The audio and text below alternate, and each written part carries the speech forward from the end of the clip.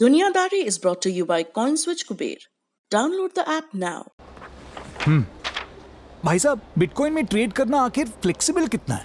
आपके पैसे हैं, जब चाहो आपके पास, जब आप चाहो बिटकॉइन में 24/7।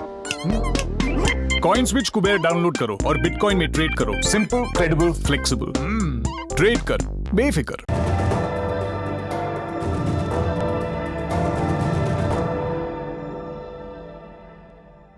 मैं हर दर्द और यातना का मजबूती से सामना करूंगा, पूरी गरिमा के साथ। सबसे खौफनाक आशंका को आत्मसात कर लेने से अधिक मुक्तिदायक कुछ नहीं होता। अब मेरे भीतर कोई डर नहीं बचा। मैं किसी भी हालात में उनसे समझौता नहीं करूंगा। अगर वैसी स्थिति आती है, अगर कोई मुझसे मेरे लिखे का बदला लेना चाहे, तो चीन के लोगों को ये ज़रूर बताना कि मैंने क्या किया था। उन्हें ये ज़रूर समझाना कि मेरे लिखे की अहमियत क्या है। ये उस चिट्ठी की कुछ पंक्तियां हैं जो जासूसी लेखक, ब्लॉगर और सामाजिक कार्यकर्ता यांग हिंजुन ने मार्च 2021 में जेल से लिखी थी। उन्होंने इसे अपने एक दोस्त के नाम लिखा। 26 मई को इसे मीडिया में रिलीज किया गया और इसी दिन खबर आई कि कोर्ट में हिंजुन का ट्रायल शुरू होने वाला है, गिरफ्तार किए जाने के पूरे 28 महीने बाद। Cut to detention. 18 जनवरी 2019 यांग हिंजुन न्यूयॉर्क से चीन लौटने की तैयारी कर रहे थे। लूनर न्यू ईयर मनाने के लिए वो अपने घर लौटने वाले थे, अपनी पत्नी और बच्ची के साथ। निकलने से पहले दोस्तों से उनकी बात हुई। उन्होंने चिंता जताई कि चीन जाना ठीक नहीं, सरकार तुम्हारे खिलाफ है, वहाँ कुछ भी हो सकता है। इस चेतावनी की वजह क्या थी? एक बार फिर से बैकग्राउंड में जाना होगा। यांग हिंजुन 1965 में चीन के हुबेई प्रांत में पैदा हुए। परिवार ज़्यादा संपन्न नहीं था, लेकिन उन्होंने इसे अपने करियर के आड़े नहीं आने दिया। शंघाई की फुदान यूनिवर्सिटी में दाखिला और फिर विदेश मंत्रालय की नौकरी। कुछ समय के लिए उन्होंने चीन के मिनिस्ट्री ऑफ स्टेट सिक्योरिटी में भी काम किया और इसी दौरान उनका मन कम्युनिस्ट पार्टी से उचटने लगा। इसी के चलते उन्होंने मंत्रालय की नौकरी छोड़कर प्राइवेट सेक्टर का रुख किया। साल 2000 में वो ऑस्ट्रेलिया पहुंचे, वहां सिडनी यूनिवर्सिटी में आगे की पढ़ाई की और 2 बरस बाद 2002 में उन्हें ऑस्ट्रेलिया की नागरिकता भी मिल गई। इसके बाद उन्हें कोलंबिया यूनिवर्सिटी में विजिटिंग प्रोफेसर की नौकरी मिली और वो न्यूयॉर्क में रहने लगे। यांग हिंजुन पढ़ाने के अलावा भी कई काम करते थे, जैसे जासूसी उपन्यास और ब्लॉग लिखना और चीन में डेमोक्रेसी की, लोकतंत्र की वकालत करना। यांग के जासूसी उपन्यास चीनी मंत्रालय में काम के दौरान के अनुभवों से उपजे थे और लोगों को खूब पसंद आ रहे थे। चीन की सरकार यांग पर नजर रख रही थी। भीतर खाने नाराजगी और बढ़ गई जब उन्होंने सिस्टम में बदलाव की, लोकतंत्र की संभावना की बात की और इसलिए वो सरकार के टारगेट पर आ गए। कब क्या हो जाए, इसी को लेकर यांग के दोस्तों ने चिंता जताई थी और इस चिंता पर हिंजुन ने कहा कि मैं पहले भी चीन आता जाता रहा हूं, सरकार के लोगों से मेरे अच्छे संबंध हैं, तुम लोग तनाव न लो, मुझे कुछ नहीं होगा। ये यांग की उम्मीद थी, जो अगले ही दिन गलत साबित हुई। जब वो गांगझू एयरपोर्ट पर उतरकर शंघाई की फ्लाइट का इंतजार कर रहे थे, तभी उन्हें हिरासत में ले लिया गया और सीधे एयरपोर्ट से बीजिंग ले जाया गया।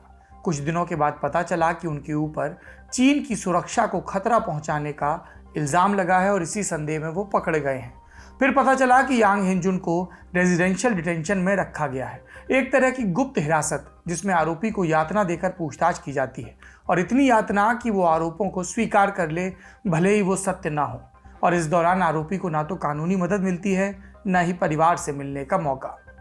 यांग हिंजुन चीन में पकड़े गए, लेकिन आपने गौर किया होगा अब वो चीन के नागरिक नहीं थे, ऑस्ट्रेलिया के नागरिक थे।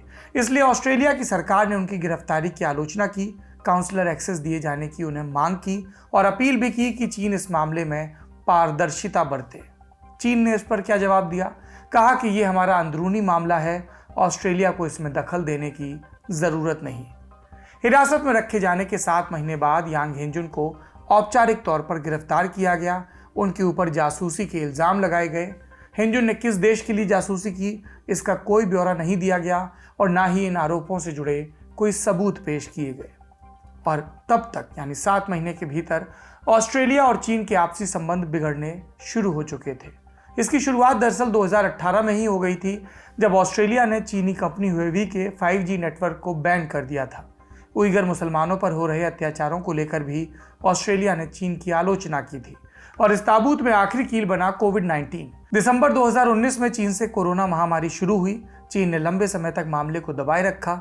ऑस्ट्रेलिया ने कोविड-19 के ओरिजिन की स्वतंत्र और निष्पक्ष जांच की मांग की और इसको लेकर भी चीन से उसके रिश्तों में खटास बढ़ी।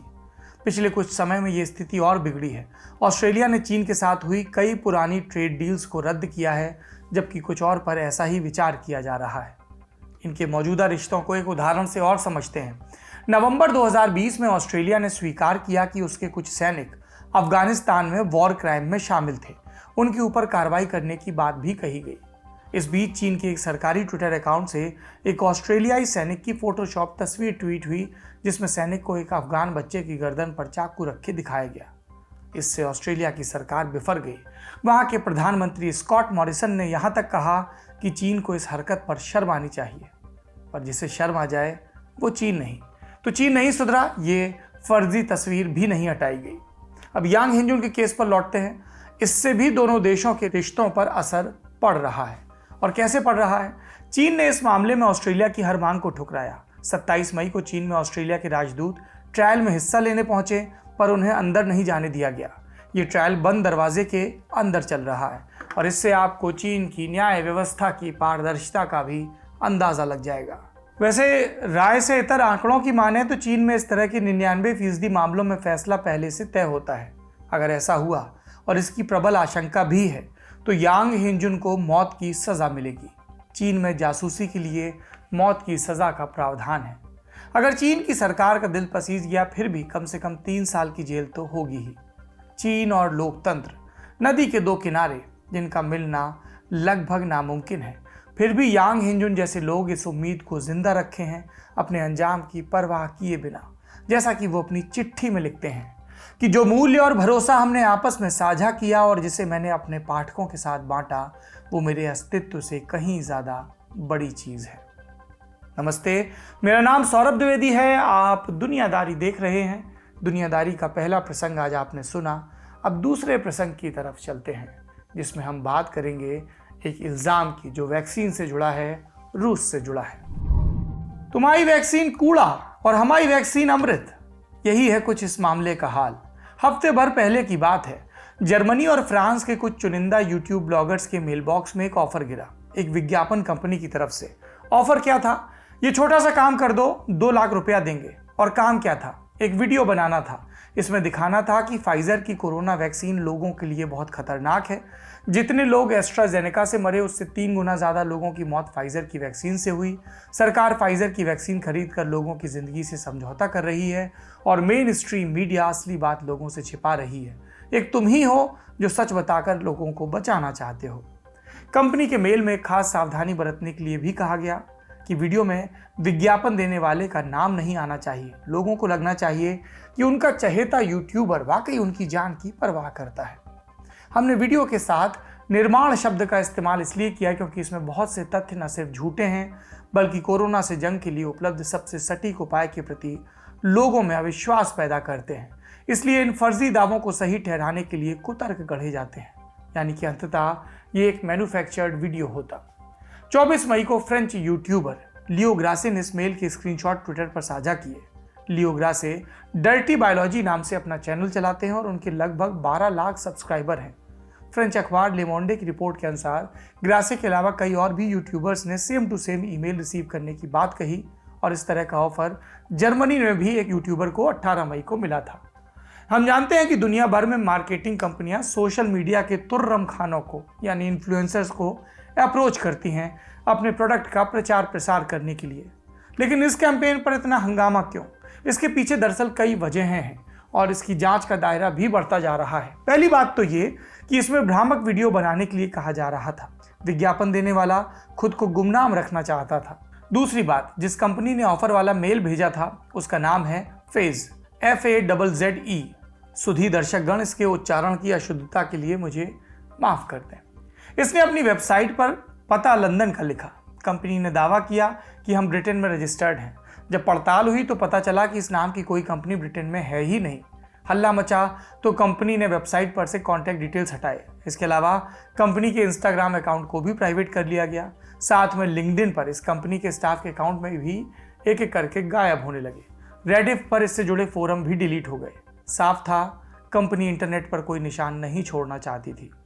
अमेरिकी अखबार वॉल स्ट्रीट जर्नल ने कुछ बचे खुचे निशानों से एक चौंकाने वाली जानकारी हासिल की।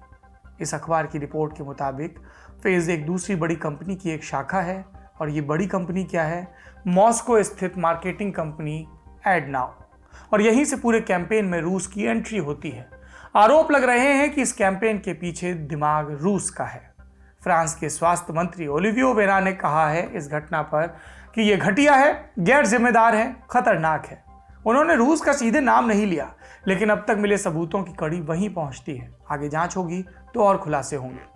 मान लेते हैं फॉर आर्ग्यूमेंट से कि इसके पीछे रूस का हाथ है, तो सवाल आता है कि रूस ऐसा क्यों करेगा, क्या फायदा?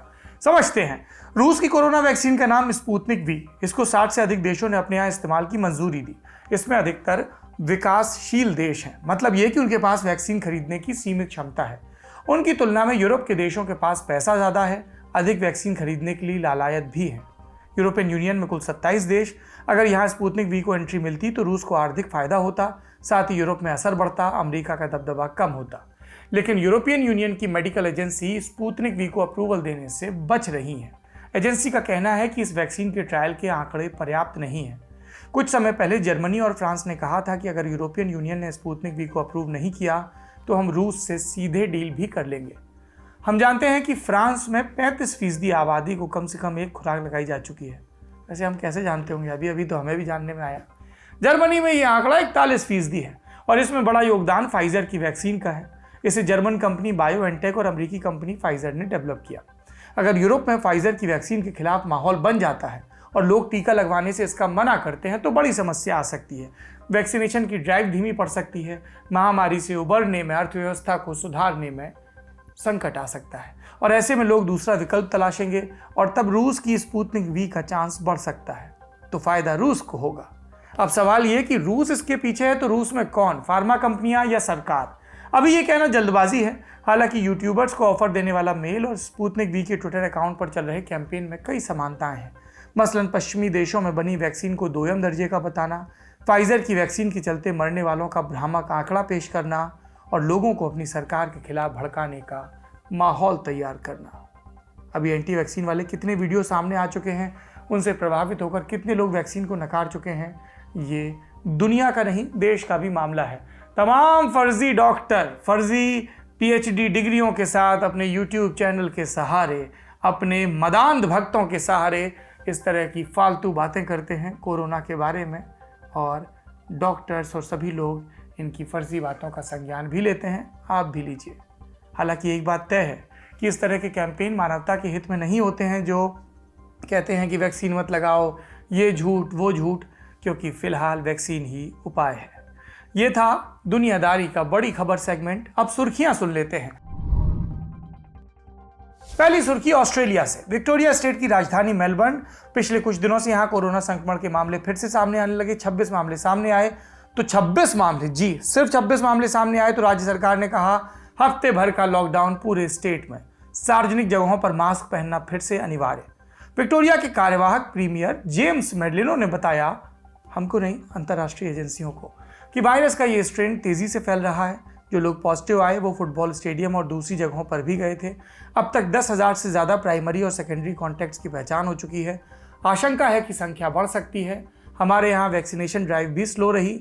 2% से कम आबादी को खुद दोनों खुराक मिल पाई है, क्योंकि हमें लगा कोरोना संक्रमण पर हमने लगभग काबू पा लिया, इसलिए स्लो चल रहा था। लोगों को मास्क और दूसरे प्रतिबंधों से छूट मिली थी, लेकिन अब वापस भंवर में फंस सकते हैं, इसलिए सख्ती।